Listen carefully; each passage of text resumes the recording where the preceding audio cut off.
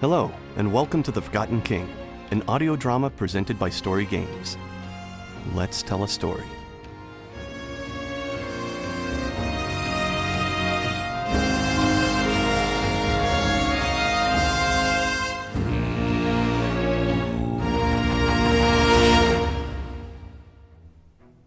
Well, don't you look cute, Kyla said, slipping into the door of Thario's quarters.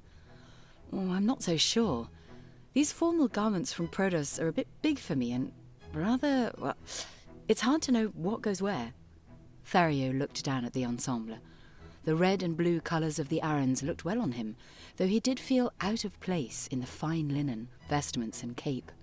It takes an awful long time to put it all on. One of the curses of royalty. There are others you'd do well to look out for, Kyla cooed, stepping deeper into the room. Care to inform me? Thario wasn't sure if she was flirting with him. I could, but I don't want to now. We don't have the time, she concluded, walking past him. Tech take him. She was the first woman his age he'd ever really talked to, though he did chat with a barmaiden at the Battered Shield for a bit, before Quintus interrupted. The boys and girls on the other farms near his Da's place were all under 10. He was to be 6 and 10 come Hayman. Kyla jogged to Thario's bed, jumped, turned in the air, and fell on the wool-stuffed mattress with a thud. This nearly made Thario's knees buckle. Oh, I believe your bed is more comfortable than mine. Can I sleep here tonight? Kyla teased. Thario was going to respond, but the words were caught in his throat. Instead, he put his attention back on his clothing. There was a wrap under the outer jacket that was supposed to tie around the back, but he couldn't quite figure out how to make it stay. I heard we share the same fondness for books. This brought a smile to his face, and he hadn't even thought to smile. Yet there it was, spread wide for Kyla to see. I'm such a fool, he thought. I do indeed, though I have none with me. I can bring you some. Kyla paused. If I have any to spare. She smirked, loving the power she had over him. Was your father a reader? She continued, staring up at the top of his 4-poster bed, wondering what it would be like to sleep somewhere other than her own bed, with this boy who smelled like summer. No, not in the least. My mother was, though. She had books from all over the world. I especially like the ones authored by women and men outside of Arrenhall. Many of the writers around here write for the same man, slaying the same beast, under the same uncharted part of Eldaron. I rather enjoy the ones that break those rules. Some rules are there for a reason. He turned to her, and though her eyes made him weak, he stepped closer to her anyway. Yes, some rules are there to keep order, but some rules need to be broken so that others can be restored. I'm suddenly rather interested in the sort of books you've been reading. Thario's feet had carried him over to the bed. He half surprised himself to be standing there in front of her. She was so close now, close enough to touch. Was she a mermaid of Mirari, calling him to his doom? I'm an open book, Thario.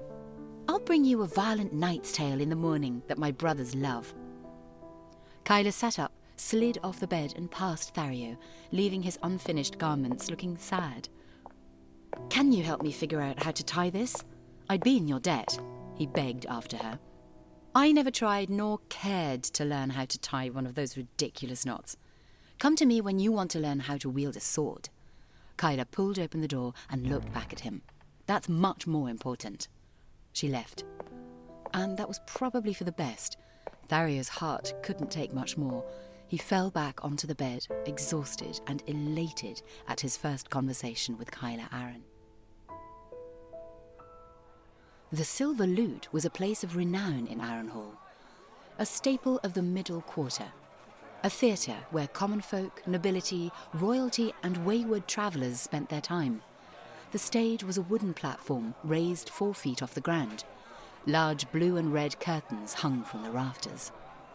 A bar wrapped around the entire exterior of the building, with a dozen rows of benches spread out between the bar and the stage. Regular patrons sat on the first floor. Those with more gold coins could afford to sit in the balcony where the acoustics were better, and barmaidens and fellows served food and drink directly from the kitchen. The Arons had a private box for the best performances. Kyla, Thario and Prodos took advantage of the royal family's coin, gladly spending the crown's gold to support their favourite venue.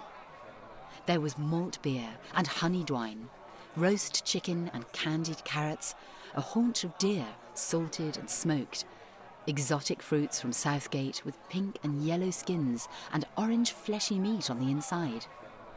Thario's favourite was a warm garlic mash that he spread on toasted bread with butter. It crunched then melted on his tongue, more like a warm embrace than an appetizer. Quintus had skipped the meal. His appetite was for something else, or someone else. A woman, to be exact. He was backstage, waiting with the performer of the evening. The crowd whispered and wondered at what song Lorena Stanton might sing. She was a singer from the Silver Lute. Her mother had made the place famous decades ago with her original songs and adaptations. Lorena was a spitting image of her mother, but their voices were much different. Her mother Leylin's voice was high and sweet like a spring bird singing in the morning.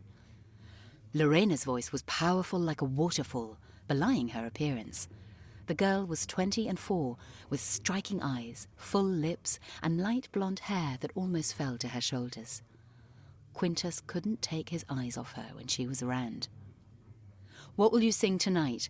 Quintus asked, leaning against the mirrored wall backstage. "An old ballad, one I have tinkered with a bit. I think you'll like it." "I like whatever you sing." That makes you a lousy critic, though." "Good. I don't want to be a critic. I'd rather tech take me than spend a life outwardly judging other people." "Oh, the Arons are much better at judging people inwardly. I agree." That felt like a jab. It was a poke. Lorena scratched the bridge of her nose at him with a smile. "Everyone at Eldaron knows you and your father are men of integrity, with a unique ability to recognize any man is not. As a boy, I remember Zorion warning me of making theories about what everyone in Eldaron thinks. Doing so has a way of making your opinion seem larger than everyone else's. I don't think that's a good thing." "Why do I feel judged?" she laughed. "Probably because I never take my eyes off you." She turned to him at last, falling into his arms. "You say that to me on the night you take your eyes away from me, and your hands, and your heart, and your lips." They kissed, just for a moment, enough to send warm chills down their backs and around their loins. She pulled herself away, though, when the flames in the metal sconces around the pillars of the theatre were doused, signalling the start of the show. A mighty roar lifted from the crowd. "You have to get to your seat!" she cried in excitement. "I promise I'll be there before you begin." He pulled her in for a kiss again. "Quintus!" She pulled away. "Get out of here!" He rubbed her cheek with his hand, then left. Back at the box, Quintus did as he promised. He sat down just as the curtains drew and Lorena stepped on stage. She was even more beautiful in the stillness before the music began. She held Quintus's eyes again, along with the hundreds of others already drunk on her presence. "My mother wrote this song decades ago," Lorena said to the open room, her voice floating in and around the floor seats and up to the balcony as the music filled in behind her. "It is a song that speaks of a hero rising in a time of need." She paused for effect, then let her eyes rise to the Arons. "I sing it to honour you, Prince Quintus, in hopes that Shire will hear it as a prayer and bless you in her travels." The crowd erupted in delight as Lorena let her hands drop to the side. She lifted her chest up, chin high, and waited for the prelude to bleed into the opening notes of the first verse. "Is Lorena always so subtle when professing her love to you in public?" Kyla teased from next to Quintus. "Kyla, if you talk during the song, I will definitely punch you in the face. And I'll tell Father while I did it." Kyla loved getting under his skin, but her desire to prod him subsided the instant Lorena started to sing. Thario felt it too. It was as if the sun and the wind had a voice, and they were speaking for the first time into the world. It was like a sunrise, and a bird taking flight for the first time, climbing to the sky, then booming from the mountaintops. The song she sang was called "Do You Hear the Call?" and it went a little something like this. When the sun sets over the hills to the west, and we lay down our heads to rest, there's a light that shines steady through the darkness, and it presses towards the fray. Do you hear the call? Will you stand and fight when dragons fly and war horns cry? Do you hear the call? When the fire burns and hope escapes our hearts, when our enemies rise to tear the world apart, there's a man that rides valiant into battle, courageous and alone. Do you hear the call? Will you stand and fight when dragons fly and war horns cry? Do you hear the call? And the road is long, and the battle rages on. There are those in need. Who will they call?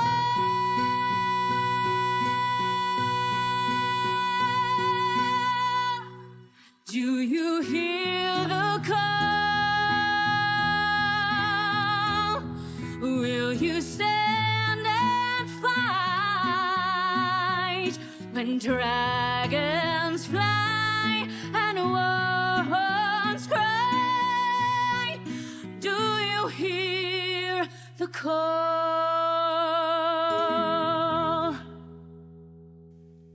When Lorena finished, no one was left sitting. Thario was first to his feet, then Quintus. Kyla and Prodos couldn't help but lift themselves to stand and applaud as well. Quintus practically vaulted from the box as Lorena waved and left the stage. He was clearly on his way to meet her again. "He is hopeless," Kyla chided at her brother's lovesick departure.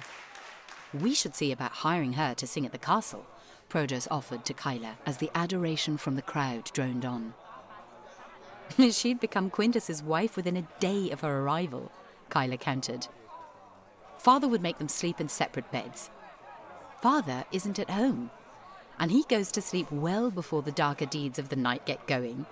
Kyla couldn't help throwing a look at Thario as she said it. Thario just swallowed and took another large bite of garlic spread on toasted bread, half of it spilling onto his lap. "Oh, Shire above," the boy said, reaching for a linen napkin from the table. That night, back at the castle, Kyla, Thario and Prodos decided to retire to the throne room with mulled wine and lavender tea to sip as they talked. The room felt empty with just the three of them in it. The circular hearth in the middle of the stone space held a roaring fire with logs the size of small animals in the ring. Ilium believes the riders are from Narras, that their gangs are roaming west to confront Father about trade and unclaimed land below Coron, Prodos said, jumping onto Ilium's black coalwood chair. "Get off that," Kyla disciplined him from the near fire pit. "Make me," Prodos challenged. "Oh, you're still such a child." "If a child is older than you, what does that make you? Are you claiming to be an infant?" "Prodos, you make my head hurt." truly. Why must you be the way you are? What way is that? He said, skip-jumping over to the fire-fair chair of Zorion. Sire, if I may, Seer's chairs are known to be hexed. I would tread lightly on Zorion's seat. There's no way of knowing what magical traps he placed on its surface, Thario cautioned. Prodos looked down at the chair like it was a pile of vomit suddenly. Perhaps you're right, farm boy. He jumped down with a sigh. Well, I'm bored. I would stay and chat, but I fear it would only lead to an increasingly boring conversation, of which I have no desire to take part. He clasped his hands behind his back and bowed to his sister and Thario. And so I will bid you both good night. He heel-turned and walked out of his father's throne room. The scullery maids in the kitchen might be up for some good conversation, Kyla hollered after him. Or have you slept with all of them already? The sound of Prodos's footsteps was all she got as a reply. You have a quick wit, Princess, Thario managed, once enough silence had passed. Kyla seemed to be comfortable in the quiet. That felt like a good thing to him. Thank you, though my wit gets slower the more I drink, she said, taking another gulp of wine. Thario smelled the flowery tea in his cup, then took a sip. Will you tell me about yourself, Master Thario? About your great adventures in the world of Eldaron before coming to my castle? Kyla left the fire and settled into her birchwood chair. She pulled at a few of the ties that held her formal wear together. It could get hot in the throne room quickly when the burning fire of House Arryn was alive. There isn't much to tell, I'm afraid. There's always much to tell, especially when someone thinks there isn't. Thario chewed on that for a moment, mostly so he could calm his heart. The princess had fully removed her outer garments now. I've been almost nowhere, though I feel as if I have. My father had a rather wonderful farm. I'm not sure how he got it, just that he got it after the war. And my mother, he needed a deep breath before he talked about her. My mother made me a library, just for me. A small wall in the house that shelved row after row of old books. Some were ancient. I still don't know where she got them all, truth be told. I'm certain her collection was one of the largest in the north, outside major cities. I read them all. Some twice. Others more than that. I was particularly fond of the texts that chronicle the First Age. Have you heard much of the time before ours? Thario threw back to her. I have, Kyla answered. Thario waited for her to say more, but she didn't. She was so intimidating. Those books were my favourite. The ones that spoke of the forlorn lovers. They summoned magic into the world. The time of Roric Arryn and Alira Lynn. A cold wind blew in suddenly from the open window, pressing into the stained glass, sending a shudder through the flames of the fire. You've lived a life reading about other people's stories.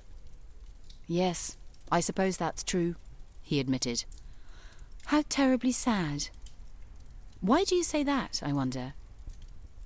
Because it means you haven't yet lived your own story. I disagree strongly, Princess. I've come to find that stories I've read from the past now live on in me. Their story is my story. I've lived many lives besides just my own. Kyla ran her fingers along the arm of her chair with her right hand. You just might be the strangest person to come into this castle. Besides Orion, Kyla marvelled. How did your family come to acquire a seer, if I may ask? I've been wondering since I met him. Acquire is an ugly word. Befriend is more accurate. Let's see. She sat up, remembering. He came to us on the eve of the first turning. Literally appeared at the gates, asking to speak to the king. Huh. Where was he before Arrynhall? Shire only knows. I've pieced together some of it over the years. I know he has a brother and a sister, but even he doesn't know where they are in Eldaron. Indeed. I've read about this. The Seer's Scroll tells of the triad of seers as the harbingers of unrelenting power. their origins unknown, their allegiances unknown. It's hard to think of something in the Second Age that fascinates me more. I'm hopeful to have more time with Sorian before too long.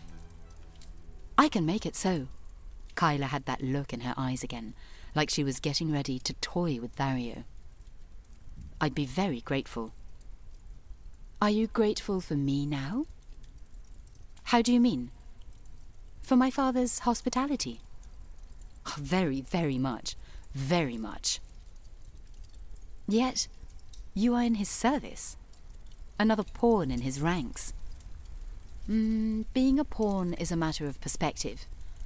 Being in service of something greater than yourself is a wonderful way to spend a life. And the Arryns are a family worth serving, I believe. Kyla rolled her eyes. How old are you again? How old do you think I am? Thario? Yes, Princess. Don't answer a question with a question. It's annoying. Sometimes questions are answers. Thario took another sip of his tea. It was making him tired, but he had no intention of leaving the conversation just yet.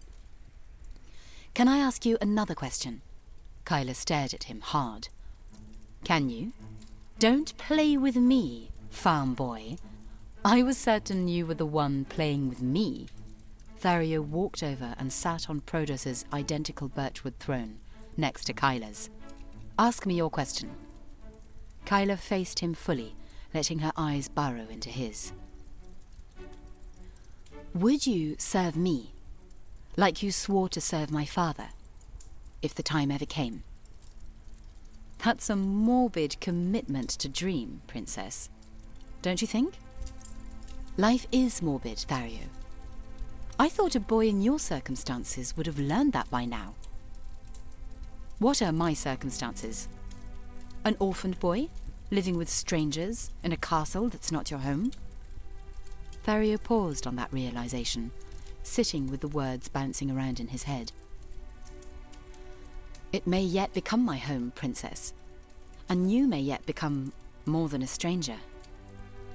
Thario offered as honestly as he could have hoped. Kyla stood, and as she had done before, she began to shimmy away from Thario's presence, heading in the direction of her room. I'd like that. She smiled, dragging the red and blue dress on the floor behind her as she exited the throne room. Thario looked up at the great stained glass portraits that surrounded him. Frozen pictures of magenta and teal, sunglow and lapis lazuli, telling of the great deeds of the past. Some of them he was familiar with, some of them he was not, and all of them reminded him of the story he was being pulled into. So, did she moan as well as she sang, brother? Prodos inquired as they rode south on Arryn's road. Quintus, Shiro, Circean, Raven and Prodos had left before dawn. They travelled light, on black horses with heavy riding cloaks. Their departure was meant to be kept a secret. It was never clear which or how many Arryns were in the castle at one time. Better, Quintus said from the front. Care to share any details? Prodos sounded desperate. I do not. Have you bedded a woman, Prodos? Raven asked from behind him, though she already knew the answer. That is not your concern. Agreed. I'm not concerned about it at all. Yet the question remains. Prodos turned around to answer, but Raven cut him off. I already know the answer. I just wanted to see what you'd say. Well, aren't you clever? Prodos said flatly. She's probably bedded more women than you have, Shiro bantered from the rear. Even Circean broke form at that one, bursting into laughter. I honestly didn't know you were still back there, Shiro. You're like a cat that kills people and never talks. Shiro didn't respond. Most men think Shia, Tech and Manon are all stories about gods that don't really exist. They think the only god worth serving is the one between a woman's legs, Circean offered, gathering himself. Did you just refer to a lady's womanhood as a god? Quintus boomed from his horse.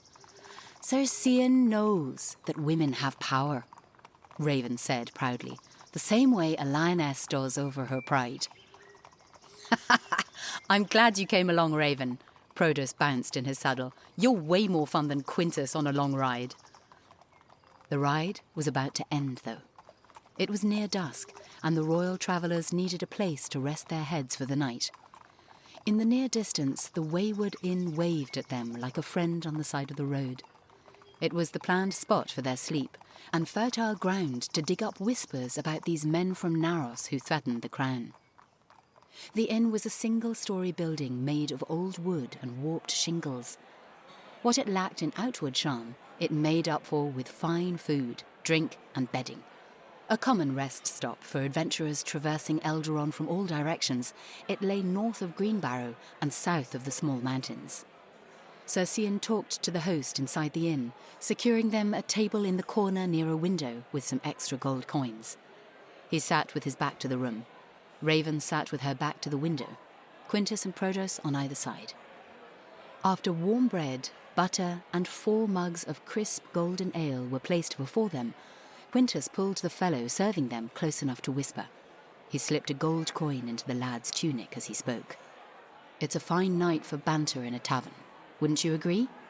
Quintus said carefully. "As fine a night as any," the man replied, equally as cautious. "What's your name, friend?" Protos chimed in over his brother. "I didn't give it," the servant said. It wasn't rude, but it wasn't friendly either. "I'm Hannon. This is Shaelin, Ryla, and Holmond." Protos pointed around his companions. Shiro had remained by the entrance, already slipping into a shadow in the corner. "You all from Dormouth? Those sound like Dormithian names to me. Except that one, obviously," the server concluded, pointing to Circean. Cian did not like that very much. "Thereabouts. Will you share your name, now that you know ours?" "If you'd like for me to give you a name, I can do that as well. A gold coin should buy a name at the least, I suppose. But I don't think it's my name that interests you. Am I right?" "You are," Quintus interjected, taking back the reins of the conversation. "We've heard of riders. A group set out from Narros, rumoured to overthrow the king." "Which king?" The prince leaned in. "Gael Aaron. The Narrasians believe that King Aaron is a heretic, a usurper of some kind. Have you heard of such things?" "I have." "Do you know where they might be now?" Quintus tried again. "Yeah, the Haunted Hills." "The Hills of Aaron?" "Is that what you call them in the north?" "It is." "Why would they go there?" Raven was fascinated. "They're ruins. Cursed land." "I don't know," the server said, picking up Protos' empty mug. "Would you like another?" "I would," Protos answered. "But he will not," Quintus said, slipping another gold into the empty mug the server held in his hand. "Is there anything else you can tell us about these men?" When the tip of a throwing dagger poked through the man's throat in response, Circean rose immediately, his long blade drawn before him in a defensive angle. The server crashed into the table, knocking over the drinks and the bread, holding his throat, trying desperately to keep the blood and air from spinning between his fingers. Quintus found Shiro splitting the neck of a man open with his katana, the blade entering right at the shoulder. The edge of Shiro's blade had probably entered the skin while the throwing dagger was in the air. A dark-skinned man with an arced blade swung at Circean as Quintus and Protos drew their swords. Raven had already slipped out a dagger and released it across the room. It sang through the air with a whistle and struck a man with a long black beard in the right eye. His drawn blade fell to the floor at his feet with a clang. Another dark-skinned assassin from Narros was peeling his way between the tables like a black sand snake, curved obsidian daggers poised in each hand. Quintus lunged at him, bringing his sword, Fury, around for a powerful downward cut. The Narrasian met the sword with a dagger in his right hand and swiped the blade in his left hand hard at Quintus's neck.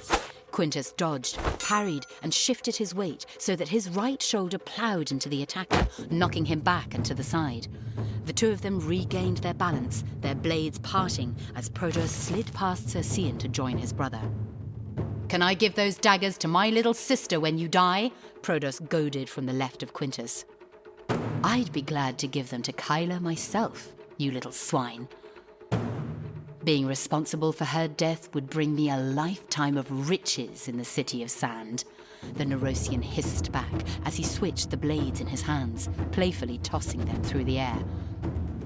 Quintus screamed and dashed forward, a flurry of blows cutting the air between him and the assassin.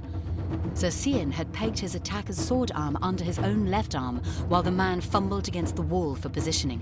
The tables and chairs around them had cleared. The other patrons of the inn huddled close to each other, making sure to steer clear of the deadly battle. Narrasian let the thin edge on top of his right pauldron act as a blade, using his right hand to pull the man's cheek down towards it. Just as the skin of his right cheek ran red with blood, the man buckled, then pushed his arms forward, loosening Narrasian's grip on his head. The Narrasian's head shot to the left, and in the split second his face and neck were free, Raven sprang forward and plunged a long dagger through the man's cheek, just below his left eye. It pinned his skull against the wall, holding the instantly limp body up off the ground. Narrasian turned in time to see Quintus and Prodos end the last assassin. The boys worked in tandem, their swords flashing in a whirl of blows. The killer was well trained. He blocked and parried, twisted and dodged the attacks from the bigger swords, his small dagger quickly meeting and parting with the thicker blades. It ended when Quintus feigned an attack from the side and instead stabbed the tip of his sword past the man's left arm and into his lung. It was likely a mortal wound, but it didn't slow the doomed man at first. He cut Quintus's sword down with his right hand, spun, whipped his blades back around, and hurled the final attack at Prodos. Prodos was ready. He met both daggers with 2 blocks, then kicked the man's left thigh, pushing him off balance. Then fury sang down from above him and swept down with strength and precision, separating his head from his body. As the dark-skinned man's head rolled on the ground, the boys breathed heavy. Battle raged, nostrils steaming with anger. "If anyone else in this piss-pot of an inn wants to cross blades with men from Arrenhall, then come at me!" Prodos yelled at the blank, terrified faces of the men and women around him, stepping towards them with his sword held high. Shiro wiped the blood off his katana. 3 more Narrasian bodies at his feet that no one had even seen, his eyes still scanning the inn. "That's enough blood shed for one night," Quintus quickly intercepted, putting a hand on his younger brother's shoulder to assuage his bloodlust. "If we caused unwanted trouble, I apologize. We came in peace, and would like to finish our night that way, if you'll have us." No one moved. No one blinked. A log in the fire coughed and broke in the middle as Shiro, Raven, Narrasian and Prodos waited to see if more wolves were hiding among the sheep. "You look like your father, boyo," a tall man with a large moustache said from behind the circular bar in the middle of the inn. "I look like myself." Quintus gripped his sword tight, unsure of the owner's tone. A few men in the back looked like they were reaching for weapons. Raven had 2 more throwing daggers already twirling in her fingers. Prodos was begging for more combat. And Narrasian looked calm as ever, already eyeing the first man he would kill if things started up again. Quintus stood tall and adjusted his weight so that he was facing the room. He held his sword in front of his body in a defensive posture. He stood in front of his brother and his bodyguards, eyes watching the eyes watching him.